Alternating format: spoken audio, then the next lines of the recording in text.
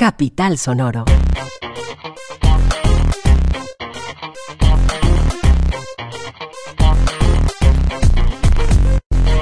De Vital Importancia es un podcast de cultura en el que hablamos con gente inteligentísima de temas serísimos y estamos cubriendo la segunda edición de La Vuelta, la Feria de Editoriales Independientes de Bogotá que ha propuesto Biblored desde el año pasado, este año con muchas cosas nuevas, con más editoriales dentro del catálogo y con una suma importante de actividades al catálogo, pero con algo que nos tiene muy emocionados y es la participación de autoras internacionales. Hoy con nosotros, Ariana Harwicz. Ariana, bienvenida a Vital Importancia. Sí, bueno, qué linda presentación, gracias. Último día en Bogotá y segundo día de la feria, ¿no?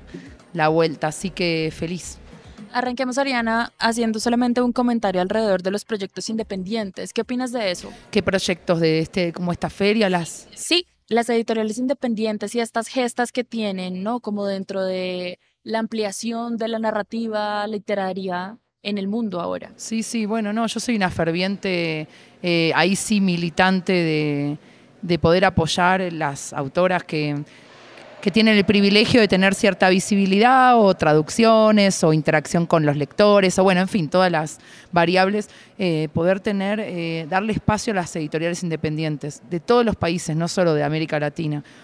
Si se puede elegir, yo prefiero apoyarlas, ¿no? Y eso es lo que hago, es mi política de autora, así que me parece extraordinario. Y también de las ferias, ¿no? Ariana, hay un acervo amplio dentro de tu línea de publicación de novelas y de libros. Hoy vamos a hablar del que publicaste a través de Laguna, una editorial que cumple ahora 15 años y que ha mandado la parada dentro de los proyectos editoriales más importantes en Colombia. Vamos a hablar de Mátate, Amor, tu primera novela publicada, y quisiera que arrancáramos esta conversación hablando del delirio, porque esta es una novela que tiene un ritmo un poco frenético y que es fácilmente uno puede caer en esta cosa de pensar que la protagonista está loca, ¿no? O que algo pasa todo el tiempo en su cabeza. Y quisiera que arrancáramos hablando justamente de eso, de la velocidad, o mejor, de la contradicción de la velocidad. Este es un libro que va rapidísimo, pero que describe unos procesos que merecen un poco más de lentitud en los procesos, ¿no? Como hacer un bebé o gestar un bebé. Hablemos de eso, del delirio y el tiempo. Bueno, qué buena introducción, qué buena lectura.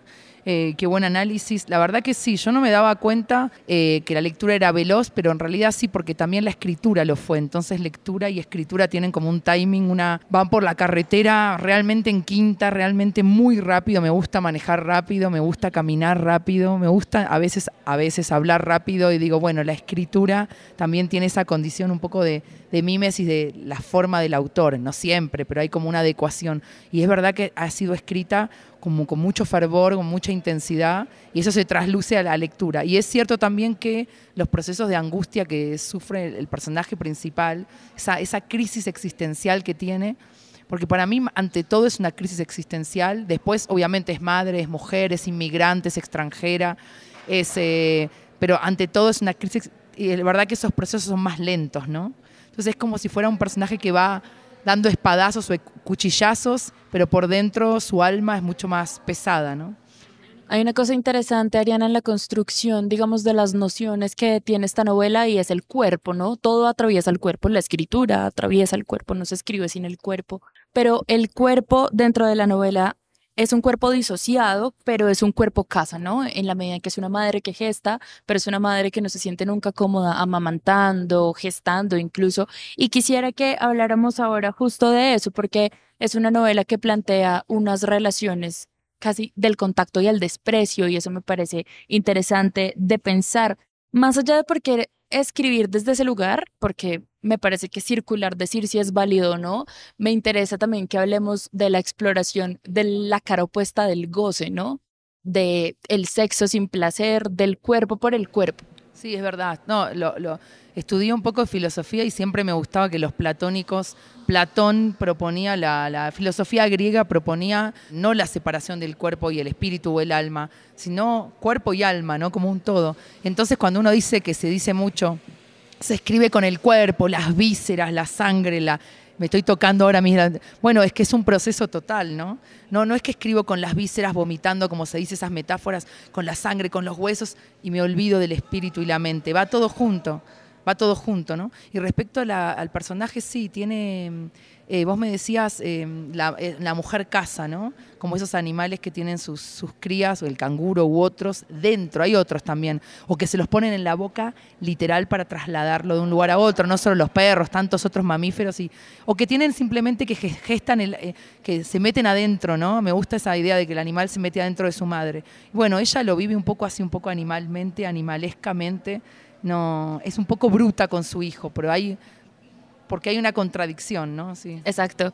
Me gusta la palabra brutalidad porque además creo que es un libro que expone de una manera muy dura, pero también muy divertida, si se quiere, cómo las ideas están todo el tiempo contrapuestas a la vida por la vida, ¿no? Y la maternidad, entre comillas, la maternidad que la suegra le dice que ella debe ejercer, es una cosa totalmente distinta a la que ella experimenta todo el tiempo. Y quisiera que habláramos eso, porque partiendo un poco de esta idea de los hijos que están en el cuerpo de las madres, esta sí que es una mujer que siente que nunca termina de parir casi. Hablemos de eso. Sí, hay un tiempo, como vos decías antes, ralentizado, extrañado, raro, porque por momentos ella está en el momento de la gestación y lo tiene adentro y dice, ¿qué es lo que tengo? ¿No? Es un vampiro, es un vampiro, es una, ¿qué es? Es un, no sé, un parásito. Y por otro lado, de repente lo expulsó y ya está afuera y ya se imagina cuando sea adulto. Es decir, hay todo el tiempo ese trueque, una especie de falsedad, de falso tiempo, que es para mí el tiempo en la vida en general, pero de la maternidad en particular. La maternidad, bueno, la que es madre, etcétera, o no, pero se da cuenta que hay una adulteración del tiempo, no se entiende. Hay una lentitud agónica y luego hay una rapidez que da miedo. Es muy confuso el tiempo. Y también lo que decías antes, siempre trabajar con los contrarios. Besar a alguien puede dar asco y puede dar arcadas. Qué asco hablar, dice en un momento. Nos besamos y hablamos, pero qué asco hablar. Hay contrapuestos, ¿no? El sexo puede no saciar, el sexo puede ser un acto de absoluta soledad o de violencia, ¿no? Es decir, desarmar los preconceptos, ¿no? Sí, hay otra cosa que creo que es hermana a ese compuesto y es la oscuridad más que como un lugar, es como una sensación y creo que es una sensación que atraviesa todo el libro, no por las palabras, por las imágenes que se construye, por los lugares en los que habita, incluso los cuadros que citas. Y quisiera que habláramos un poco de eso, de cómo tú entiendes la oscuridad, porque a mí no me parece que esté ligada de una manera directa contra la maldad o contra lo feo. No, la novela, no, los pintores que están ahí sí son muy tétricos, muy oscuros, muy terribles, son desgarradores, desfiguran todo, son tres, ¿no? Lucian Freud, Egon Schiele y, ¿cómo se llama? El más conocido de todos, Bacon. No, los citados en la novela son esos tres, y Caravaggio también está, pero está en otro momento cuando describe el bosque, ¿no? Y las bellotas caen tan lentamente, Caravaggio. Me lo acuerdo de memoria, pero es porque para describir la bellota, esa lentitud dorada, ¿no? Que es un cuadro del Renacimiento, bueno, barroco, pero los tres que forman un cuerpo solo para mí, que son Egon Schiele, Bacon y Lucian Freud, fíjate que los tres tienen un trabajo del cuerpo, bueno, absolutamente contemporáneo del siglo XX, de desarmar el cuerpo. Como después de la guerra el cuerpo está desarmado. Y bueno, eso, entonces vos me decías de la oscuridad. Yo nunca me doy cuenta, y me pasara con una nueva novela, cuán oscura o cuán angustiosa es hasta que me lo dicen. Para mí no es oscuro. Para mí está lleno de vitalidad y de violencia, pero de esa violencia que te dan ganas de vivir. Cuando te enamoras de alguien o te gusta mucho alguien, es violento, pero es una violencia vital, ¿no? Sí, a mí eso me interesa un montón de la vida de los personajes, porque siento que en medio de la ferocidad con la que se tratan, en medio de los encuentros sexuales sin goce, sin orgasmos, ¿no? Como con mucha culpa, incluso con mucho asco. En el fondo hay un montón de matices de los afectos que de repente perdemos de vista por creer que todo tiene que ser claro, iluminado y bello, ¿no?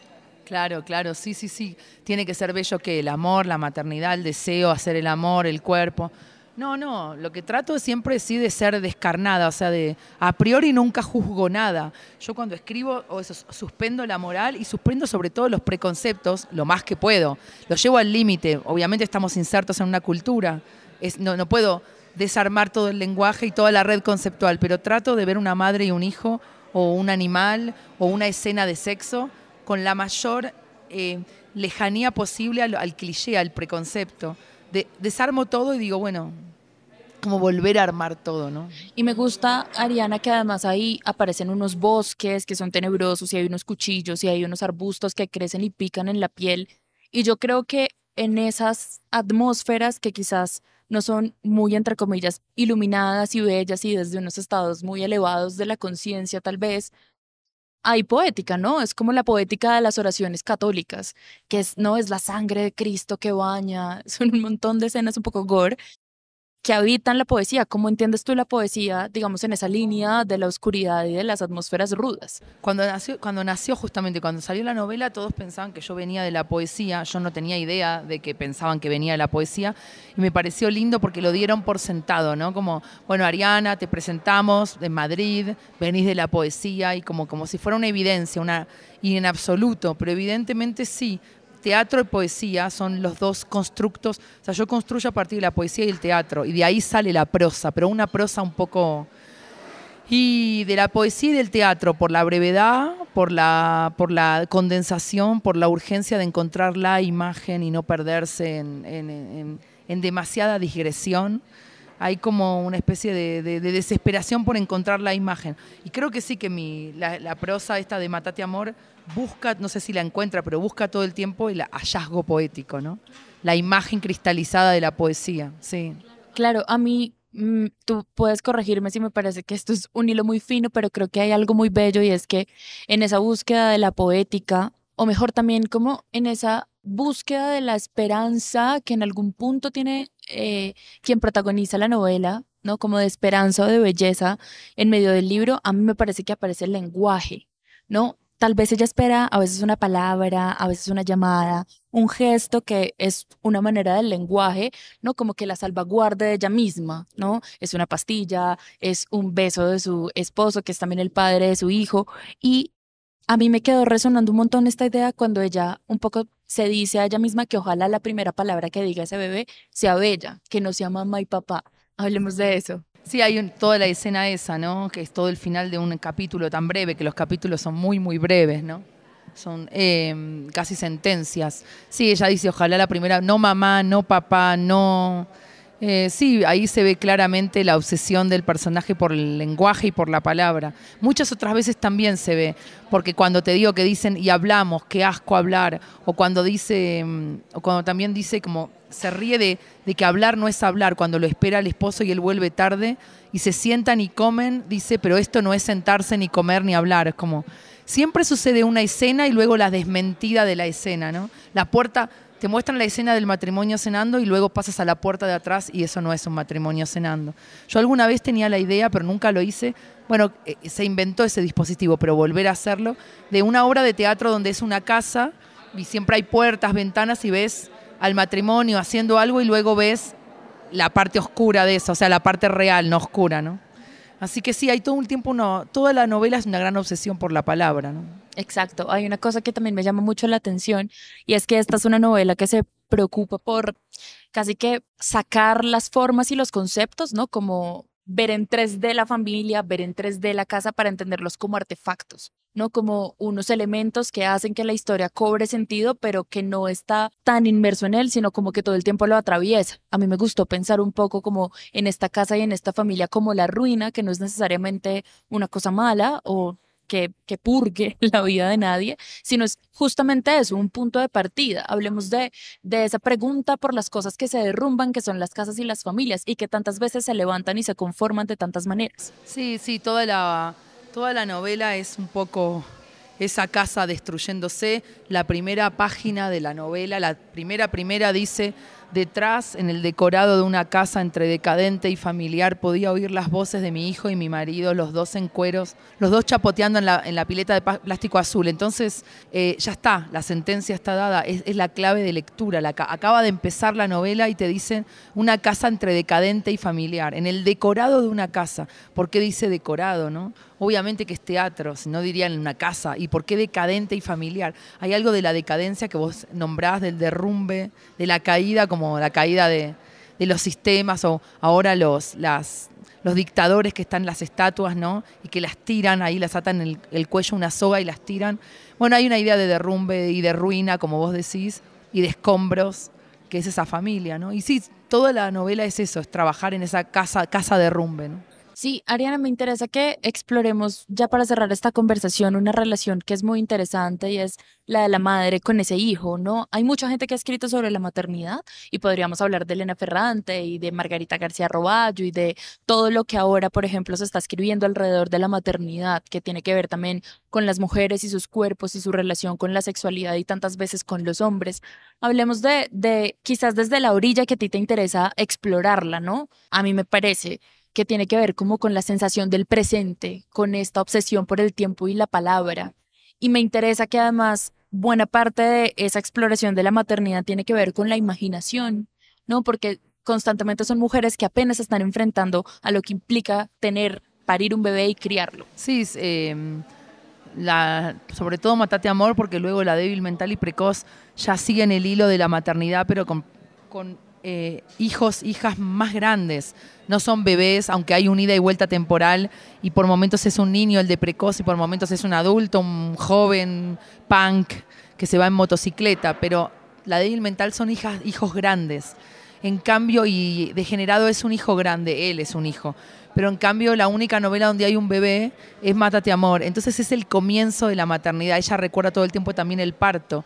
Es como si toda la novela fuera escrita bajo el impacto terrible y feroz del parto, ¿no? Del parto. Las otras novelas ya quedó lejos el parto. Está más cerca la muerte de las madres. Pero entonces, esta es una novela tan alocada, tan desquiciada también por eso, porque es en el estado en que quedó luego del parto, ¿no?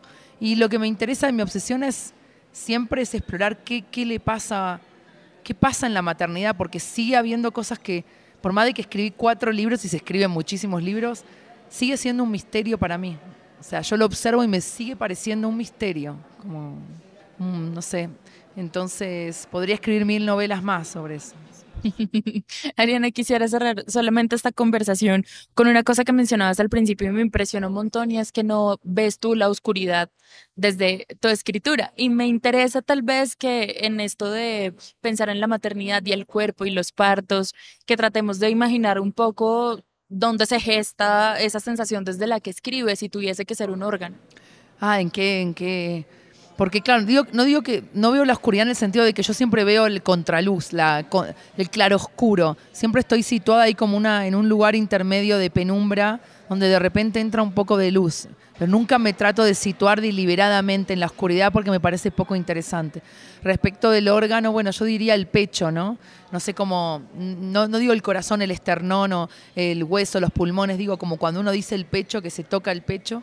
Me parece que eso es como muy dramático como gesto, tocarse el pecho cuando uno sufre, cuando uno se alegra mucho, se toca porque no lo puede creer y obviamente está el corazón, también están las tetas, ¿no? Y está la leche y está la sangre, bueno, yo diría ese, ¿no? Ariana, muchas gracias por hablar con nosotros en De Vital Importancia. Bueno, muchas gracias a vos.